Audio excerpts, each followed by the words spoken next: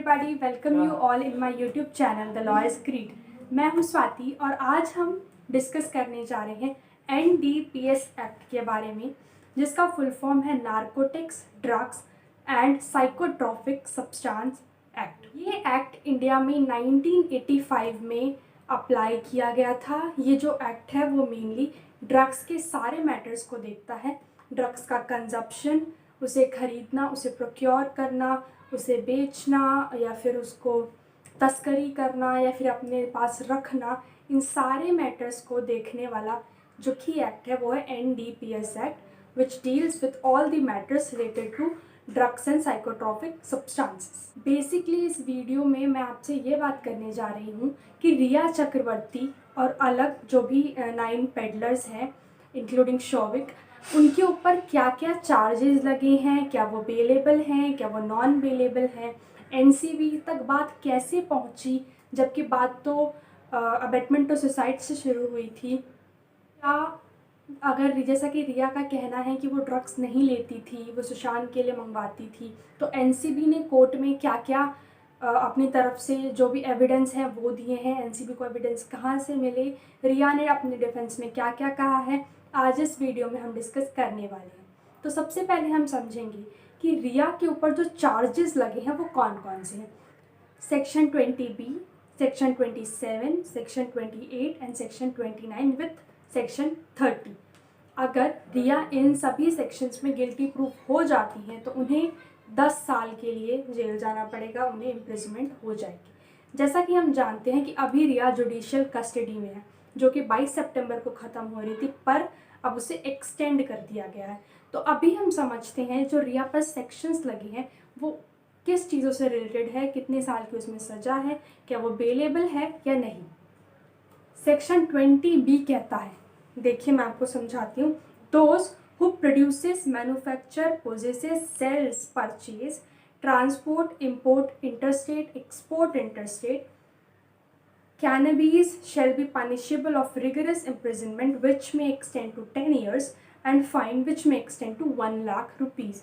कोई भी पर्सन जो ड्रग्स को खरीदता है, बेचता है आगे या फिर ट्रांसपोर्ट करता है स्टेट टू स्टेट या फिर स्टेट से बाहर, वो रिगरस इम्प्रिजनमेंट का लाइबल होगा, जो कि 10 साल तक भी बढ़ सकती है और फाइन भी जो कि 1 लाख तक भी जा सकता है।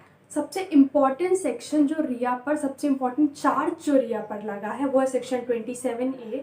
मैं आपको बताती हूँ ये क्या है। Consumption of any narcotic drug और psychotropic substance that includes cocaine, morphine, डाइकामॉर्फाइन और any other narcotic drug, psychotropic substances, rigorous imprisonment for a term which may extend to 1 year or a fine which may extend to 20,000 rupees। किसी भी तरीके की drugs का consumption, जैसा कि यहाँ पे दिया है कोकेन और मॉर्फाइन, जो भी अलग अलग तरीके की जो ड्रग्स होती हैं, नार्कोटिक ड्रग, साइकोट्रॉपिक सब्सटेंसेस, उनका कंजप्शन करने पर एक पर्सन को 10 साल तक की जेल हो सकती है और ये एक नॉन बेलेबल ऑफेंस है, इसमें आपको बेल नहीं मिल सकती। NCB ने जिस तरीके से रिया के वकील की तरफ से ये दलीलें दी गई थी कि इतना बड़ा कोई केस नहीं है कि आपको जुडिशियल कस्टडी में रिया को रखना पड़े, तो इसके लिए उन्हें बेल मिल जानी चाहिए।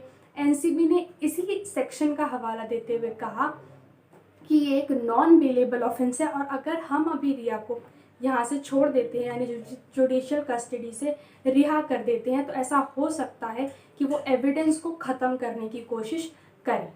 सेक्शन 29 डील करता है किसी भी अबेटमेंट या फिर किसी भी क्रिमिनल कॉन्स्पिरेसी से जो कि ड्रग्स के मैटर से जुड़ी। हम बात करते हैं NCB ने कौन कौन से एविडेंस दिए हैं कोर्ट में अगेंस्ट रिया। पहले हम ये समझते हैं कि ये केस जब शुरुआत इसकी CBI ED से हुई थी तो ये NCB तक कैसे पहुंचा।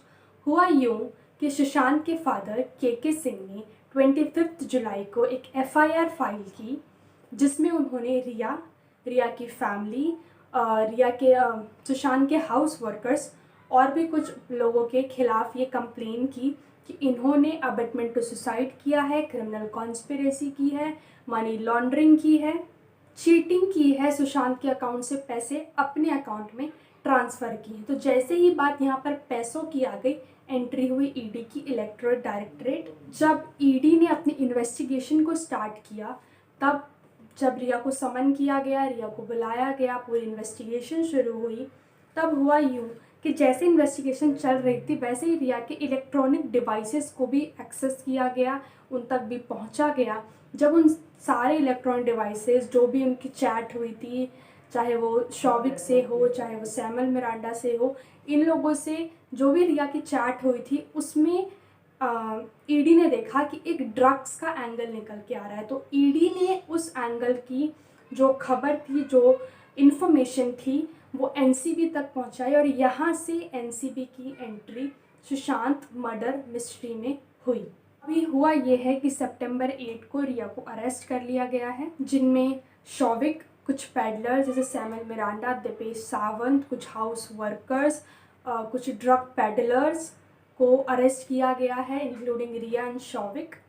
एनसीबी का कोर्ट में ये कहना है कि जो रिया है वो एक बहुत ही एक्टिव मेंबर है इस पूरे ड्रग सिंडिकेट की, और यहाँ पर रिया को छोड़ना इट मीन्स कि हम खुद एविडेंस को मिटाने का मौका दे रहे हैं। तो एनसीबी ऐसा नहीं चाहती कि कोई भी एविडेंस जो अभी भी बचा है वो रिया उसे ख़त्म कर सके। एनसीबी ने ये भी दलील दी है कि जो रिया थी वो सारे ड्रग्स को फाइनेंस करती थी, और जैसा कि पेडलर्स का या फिर जो हाउस वर्कर्स थे सुशांत के, उनका भी यही कहना है कि हाँ वो ड्रग्स लाते थे, सुशांत के लिए लाते थे, पर अंडर दी सुपरविजन ऑफ रिया ये सारे काम होते थे। रिया की परमिशन से ही सुशांत तक ड्रग्स को दिया जाता था, रिया ही उसे फाइनेंस करती थी। सेक्शन 27A इसी की बात करता है, इलिसिट फाइनेंसिंग ऑफ ड्रग्स। अगर आप ड्रग्स को फाइनेंस कर रहे हो, उसे खरीदने के लिए आप पैसे दे रहे हो, तो इसमें आपको 10 साल तक की जेल है, और ये एक नॉन बेलेबल ऑफेंस है। तो अभी तक जितने भी चार्जेस रिया पर लगे हैं, ये सबसे इम्पॉर्टेंट चार्ज है सेक्शन 27A। शीट फिल करने पर एनसीबी को ये स्पेसिफाई करना होगा कि कितनी क्वांटिटी में ड्रग्स और नार्कोटिक सब्सटेंसेस को रिया फाइनेंस करती थी, और रिया को अपनी तरफ से ये एश्योरेंस रखना पड़ेगा कि उन्होंने कभी भी ड्रग्स को कंज्यूम नहीं किया, उनकी तरफ से कभी भी ड्रग्स का कंजप्शन नहीं हुआ। एट लास्ट मैं आपसे एक क्वेश्चन पूछना चाहती हूँ कि आप बताइए, जैसे कि राइट टू प्राइवेसी ये हम सबका राइट है, तो क्या किसी भी सिटीजन के या किसी भी पर्सन के चैट्स को डिस्क्लोज करना ठीक है? जैसा हम मीडिया में रोज़ देखते हैं कि आज इसकी चैट डिस्क्लोज हुई, आज दीपिका पादुकोण ने ये कहा, क्या ये ठीक है? Do let me know in the comment box. Thank you so much for watching my video. अगर आपको मेरी वीडियो पसंद आई तो लाइक करें, चैनल को सब्सक्राइब करें।